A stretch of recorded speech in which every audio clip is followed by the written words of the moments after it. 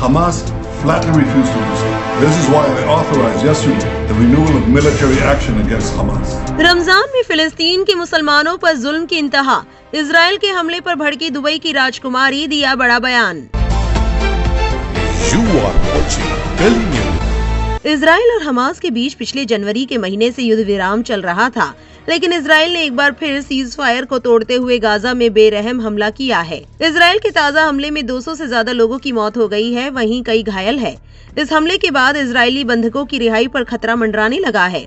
Israeli बंधकों और लापता लोगों के परिवारों के लिए काम करने वाली फोरम ने कहा है कि इजरायली सरकार ने गाजा पर हमला करके इजरायली बंधकों को उनके हाल पर छोड़ दिया है। दरअसल इस साल के शुरुआत में ही यूनाइटेड अरब अमीरात और कतर के सहयोग से दोनों पक्षों के बीच में जंग बंदी हुई थी। अब तक सीज फायर के 2 चरण मुकम्मल हो गए थे और डील के मुताबिक कई बार कैदियों की अदला बदली भी हुई थी, लेकिन गुज़िश्ता सप्ताह से दोनों पक्षों के बीच युद्ध विराम को बढ़ाने और उसमें शामिल कुछ शर्तों को लेकर खटास बढ़ने लगा था। इजराइल ने गाजा पर हवाई बमबारी करके युद्ध विराम को तोड़ दिया है। आईडीएफ ने मंगलवार 18 मार्च को गाजा शहर में बड़े पैमाने पर एयर स्ट्राइक की है, जिसमें लगभग 200 लोगों की मौत हो गई है। कुछ रिपोर्ट्स में कहा जा रहा है कि 400 लोगों की मौत हुई है।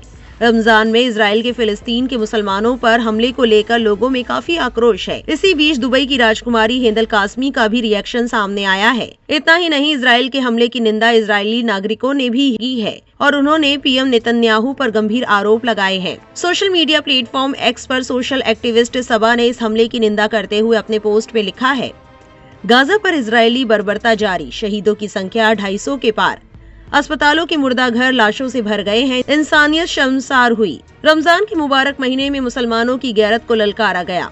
अगर अब भी 57 मुस्लिम देश खामोश रहे तो अल्लाह उनकी चुप्पी का हिसाब लेगा। पत्रकार सदफ आफरीन लिखती हैं, गाजा में कुछ नहीं बचा, हर तरफ मलबा ही मलबा है, पर जो चीज इजरायली तोड़ नहीं पाए वो है फिलिस्तीनियों का ईमान और हौसला।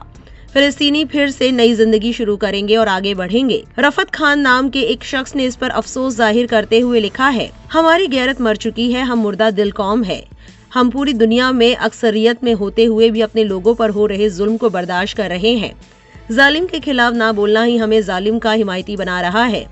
इन सब से अल्लाह के यहाँ सवाल होगा। दुबई की राजकुमारी हिंदल कासमी ने इस हमले को लेकर लिखा है, इजराइल ने एक बार फिर सीज फायर का मुआहिदा तोड़कर गाजा में बच्चों, बूढ़ों, औरतों को मौत की नींद सुला दिया है।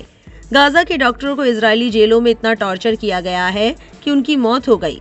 मुश्किल से कोई डॉक्टर गाजा में जख्मी लोगों के इलाज के लिए मौजूद है। ये दुनिया का ऐसा कत्लेआम है जो बाकायदा डॉक्यूमेंट किया जा रहा है उन लोगों के द्वारा जो होलोकॉस्ट के विक्टिम है। ये लोग केवल एक ही समुदाय को निशाना बना रहे हैं, उस मुल्क के लोगों को टारगेट कर रहे हैं जिन्होंने कभी कोई सवाल नहीं किया और बसने के लिए अपनी जमीन दी, घर दिए, खाना दिया। ये उन्हीं हाथ को काट रहे हैं जिन्होंने इन्हें खाना खिलाया। आपको बता दें कि हमास इजराइल जंग के बाद से इजराइल में नेतन्याहू के खिलाफ लगातार प्रोटेस्ट हो रहे हैं। लोगों का आरोप है कि नेतन्याहू अपनी सत्ता को बचाए रखने के लिए जंग को रोकना नहीं चाहते हैं और इजरायली नागरिकों की जान खतरे में डाल रहे हैं। आपकी इस पर क्या राय है, हमें कमेंट पर लिखकर जरूर बताएं और ऐसी और वायरल खबरों के लिए गली न्यूज से जुड़े रहें।